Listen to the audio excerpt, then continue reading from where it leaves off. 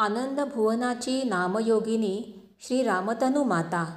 लेखक श्री वासुदेव जनार्दन गोस्वामी. या चरित्र ग्रंथातील काही निवडक भागाचं वाचन आज आपण आजपासून क्रमशः श्रवण करणार आहात. शांता पावन राम नाम मिलयाम भक्ती प्रभावोज्ज्वलाम भूतानां करुणार्द्रपूत हृदयाम निर्माण मोहामलाम सेवा त्याग तपोबलेन भुवने मांगल्य विस्तारिणीं वंदे रामतनुं भवद्भिगहनात् संतारिणीं मातरम्. लेखकाचं हृद्गत. गेली सुमारे 50 वर्षे मी श्री रामतनूंच्या सावलीत वावरत आहे. कैलासवासी श्री डॉक्टर दादासाहेब सामंत यांनी काढलेल्या तुर्भे इंग्रजी शाळेत 1953 साली शिक्षक म्हणून आलो. तिथपासून तुर्भे गाव ही कर्मभूमी व आनंदभुवन ही श्रद्धाभूमी बनली आहे. इथे आल्यापासूनच श्री रामतनूंच्या एक एक गोष्टींनी मन आकर्षित होऊ लागलं. इथलं वातावरण त्यांच्या नावाने भारलेलं दिसे. जनमनावर जीवनाचा खोल ठसा उमटलेला आढळला. रामतनू हा एकच शब्द, पण तो ऐकल्यावर लोकांच्या हृदयात श्रद्धेच्या लहरी कशा उत्पन्न होतात याचा प्रत्यक्ष अनुभव घेतला व त्यांच्याबद्दल हळूहळू एक कुतूहल उत्पन्न होऊ लागलं. इथेच राहिल्यामुळे त्यांच्या स्थानात येणारे सर्व लहान मोठे उत्सव जवळून पाहता आले, त्यात भागही घेता आला. बऱ्याच वर्षांपासून या स्थानात नित्यपूजा इत्यादी करण्याचं भाग्य लाभलं. त्यामुळे या स्थानाचं अंतर्बाह्य जवळीकीने दर्शन घडून त्या प्रमाणात श्रद्धाही दुणावत गेली. पण इतकं जरी झालं तरी श्री रामतनूंचे संपूर्ण जीवनचरित्र लिहावे असे कधी मनात आले नाही व तसे कुणी सुचवलेही नाही. अव्यक्त रूपातच सर्वांची श्रद्धा सदैव वावरत राहिली होती. ठाण्या मुंबईचे काही लोक चरित्र लिहिण्याचा प्रयत्न करीत आहेत असं अधूनमधून ऐकत होतो, पण तसे लिहिलेले कधी अजूनपर्यंत प्रत्यक्षात आढळले नाही. मध्यंतरी 1-2 वेळा एका दोघांनी मुंबईच्या गौड ब्राह्मण त्रैमासिकात छोटेसे लेख लिहून त्यांची त्रोटक माहिती प्रसिद्ध केली होती, पण मुळापासून समग्र जीवनचरित्र असं कोणी लिहिलं नाही. दिवसामागून दिवस जात होते, वर्षामागून वर्ष लोटत होती, पण चरित्र लेखनाचं काम तसंच पडून होतं. मध्यंतरी कैलासवासी श्री यशवंत भाऊंच्या सांगण्यावरून श्री रामतनूंची आरती बनवून दिली. पूजेच्या वेळी व प्रार्थनेत म्हणण्याकरिता संस्कृत वंदना रचली व नित्यभजनात म्हणण्याकरिता 2 परिचयपदे व आळवणीही तयार केली. पण समग्र चरित्र लिहिणं काही कधी मनात आलं नाही. नंतर एके दिवशी श्री रामतनूंचे शिलेदार कैलासवासी रंगनाथ आप्पा यांची मुलगी श्रीमती लीलाबाई, श्रीमती लीला कृष्णराव सामंत, M.A. B.Ed, भाषा शिक्षिका, रिटायर्ड, इंग्लिश स्कूल तुर्भे. ती आली व म्हणाली, बापू तुम्ही रोज रामतनूंची पूजा करता, रामतनूंच्या सेवेत असता, त्यांच्या उत्सव वगैरे सर्व कार्यक्रमात भाग घेता, तर त्यांचे तुम्ही चरित्र लिहा. मी म्हटले, चरित्र लिहीन, पण त्यांची माहिती कुठून आणणार? पुरावे कोण पुरवणार? तिने उत्तर दिले, आम्ही तुम्हाला हवी ती सर्व मदत करू, ठिकठिकाणी पत्रे वगैरे लिहून माहिती मागवू, पण तुम्ही लिहायला सुरुवात करा. मागाहून हे काम होणार नाही, कोणी लिहिणार नाही. तुमची श्रद्धा आहे, सर्व कार्यक्रमात आपुलकीने भाग घेता, विषयाची सर्वसाधारण माहितीही तुम्हाला आहे, तरी तुम्ही लिहाच. मलाही वाटलं, एवढा आग्रह आहे, लोकांची एवढी श्रद्धा आहे, तर या विभूतीचं चरित्र लिहावंच. पण प्रश्न आला, एवढी माहिती जमणार कशी, येणार कुठून? कारण श्री रामतनूंबद्दल तारीखवार अशी प्रमाणभूत माहिती कोणी लिहून ठेवलीच नाही. रामतनू ह्या अगदी अलीकडच्या काळात झाल्या असल्या व त्यांना पाहिलेली, त्यांच्या सेवेत राहिलेली माणसेही बरीच असली, तरी ती प्रायः रामतनूंचे विभूतिमत्व व त्यांचे घडलेले चमत्कार यांतच लीन राहिली. त्या घटनांचे ऐतिहासिकदृष्ट्या महत्त्व ओळखून त्यांची तारीखवार नोंद करण्याचे कोणाच्याही मनातच आले नाही. त्यामुळे साधार असा सर्व घटनांचा लेखी पुरावा सापडतच नव्हता.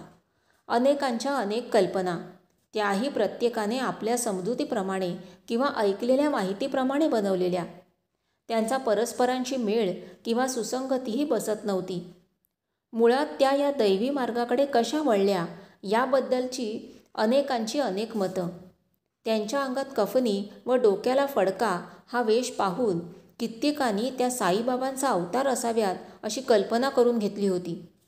त्यांचे चमत्कारही अनेक लोक अनेक प्रकारे सांगत. त्यामुळे हे लिहावं कसं याचंच कोडं पडलं. एखादी कथा लिहायची झाली तर त्यातील सर्व कल्पना लेखकाच्या पूर्ण अधीन असतात.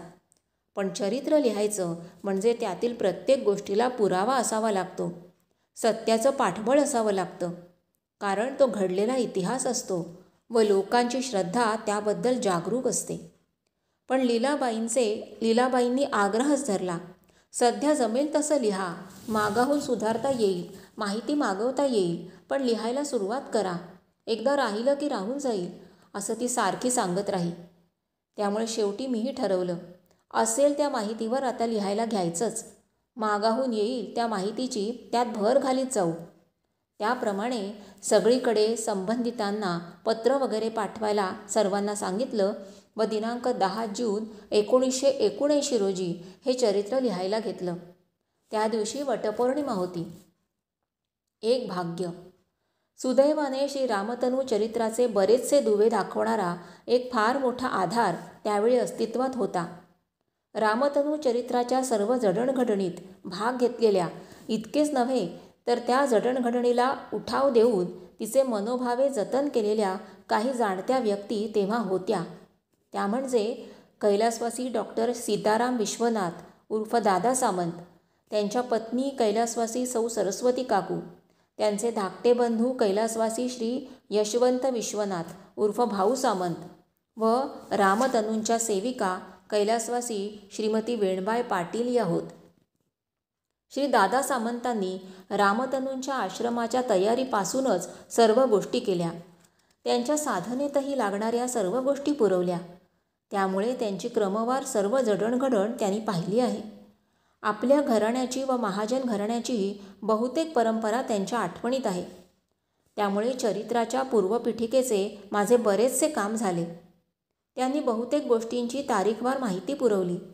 राहिलेली कोकणांतील नात्यागोत्यांतून मागवून घेतली. त्यांच्या पत्नी कैलासवासी सौ सरस्वती काकू मुळापासूनच श्री रामतनूंच्या सान्निध्यात व सेवेत राहिल्या आहेत. त्यांच्या बऱ्याचशा गोष्टी त्यांनी जवळून पाहिल्या आहेत, त्यात भागही घेतला आहे. त्यामुळे त्यांच्या अनुभवाला फार महत्त्व आहे. त्यांनी आपल्या अनुभवांतून श्री रामतनू चरित्रातल्या अनेक महत्त्वाच्या गोष्टी निवडून दिल्या. त्यामुळे मला चरित्राचा बराचसा गाभा गवसला, अंदाज घेता आला. कैलासवासी श्री यशवंत भाऊंनीही नेहमी रामतनूंच्या सेवेत असताना जवळजवळ त्यांचे कार्यकारी व्यवस्थापक म्हणून काम पाहिले व आल्या गेल्याची व्यवस्था ठेवणे, त्यांचे प्रश्न सोडवून घेण्याकरता मदत करणे वगैरेही कामे केली.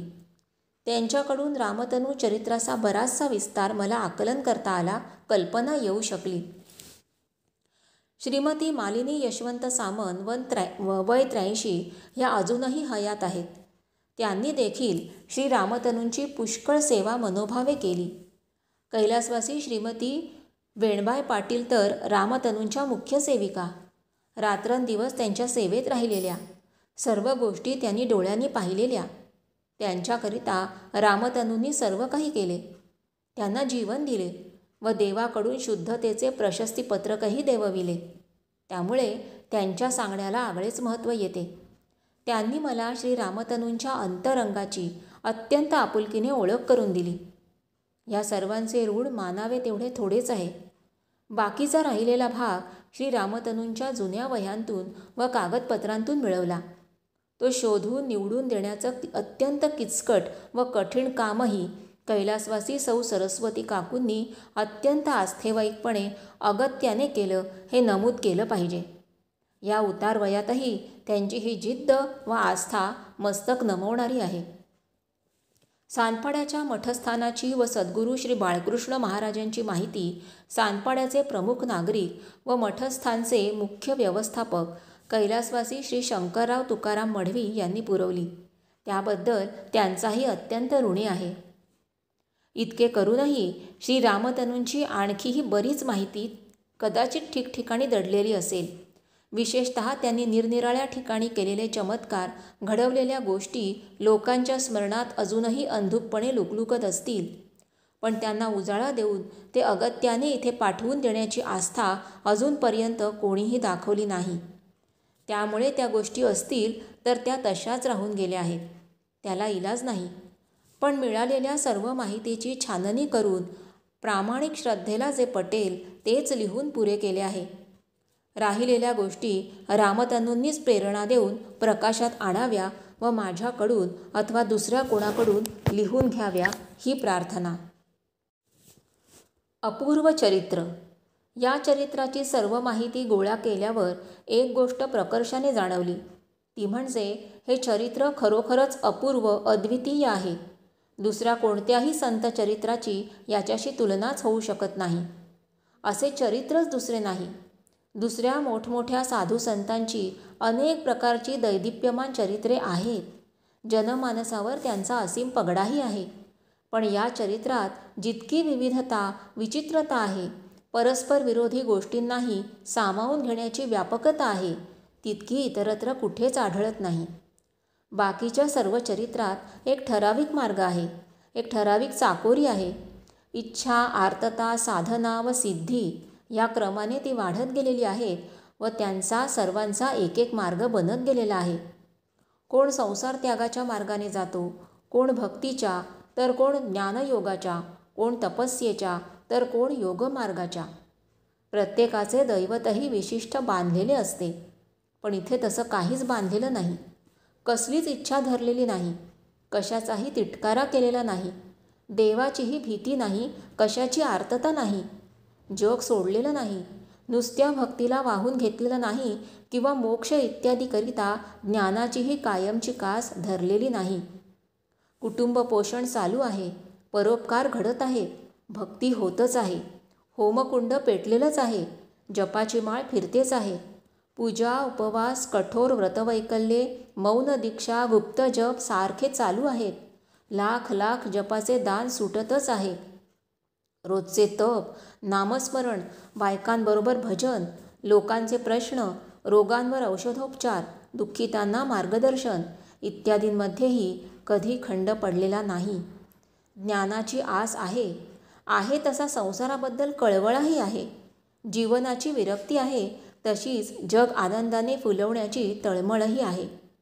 कोणत्याही तऱ्हेची वैयक्तिक इच्छा न धरता संसारापासून ते मोक्षापर्यंत सर्व तऱ्हेच्या जंजाळात सारख्याच तन्मयतेने ही विभूती वावरत आहे.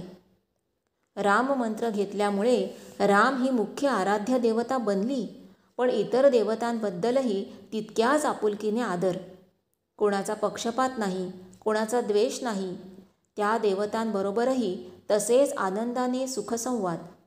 लोकांनाही कोणाला सूर्याची, कोणाला कृष्णाची, कोणाला दत्ताची, तर कोणाला देवीची असा निरनिराळ्या देवतांच्या उपासनेचा उपदेश. जगातले दुसरे संत गुरुशिवाय तरणोपाय नाही म्हणून गुरु शोधायला जातात व गुरु करतात. पण इथे गुरुचा कुठे शोध नाही व गुरु केलेलाही नाही. उलट गुरुच शिष्येला शोधित धावत येतो व तिच्या दर्शनाने स्वतःला धन्य समजतो. सत्यापुढे गुरुची व देवदेवतांचीही पर्वा नाही. त्यांनाही खडे बोल सुनवायला कमी केलेलं नाही. आणखीही एक फार मोठी विचित्र गोष्ट इथे दिसून येते की इतर सर्व संत परमेश्वराला आळवण्याकरिता स्वतः काव्य करतात, गीते रचतात. पण श्री रामतनूंनी स्वतः एकही गीत केलेलं नाही, पद्य रचलेलं नाही. उलट सद्गुरू व देवदेवताच येऊन स्वतः गीते रचताहेत, गाऊन दाखवताहेत. भक्त देवापुढे न नाचता देवच भक्तापुढे येऊन नाचतो आहे, भक्ताला संतुष्ट करतो आहे. भक्त म्हणतो, मला तुमचा आपमतलबी स्वर्ग नको, मोक्षही नको.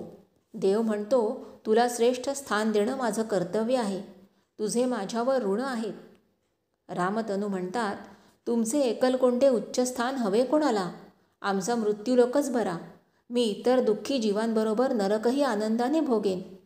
देव सांगतात, तुला ध्रुवाजवळ अमरस्थान ठेवले आहे. हे सर्व पाहिले की वाटते धन्य ती विभूती व धन्य तिचा जीवनमार्ग.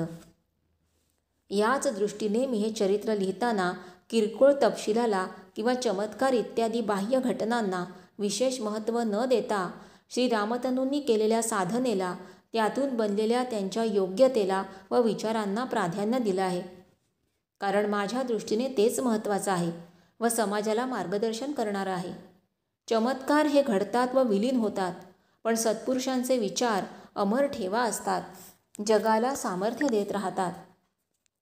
शेवटी सर्वांना लावून घ्या हे नयनीय पुल्या चरित्र दिव्यांजन, रामतनूंच्या सत्यदर्शने हृदय बनो पावन. सर्वांचा स्नेहांकित वासुदेव जनार्दन गोस्वामी. तुर्भे, मकर संक्रांती, दिनांक 14 जानेवारी 1981.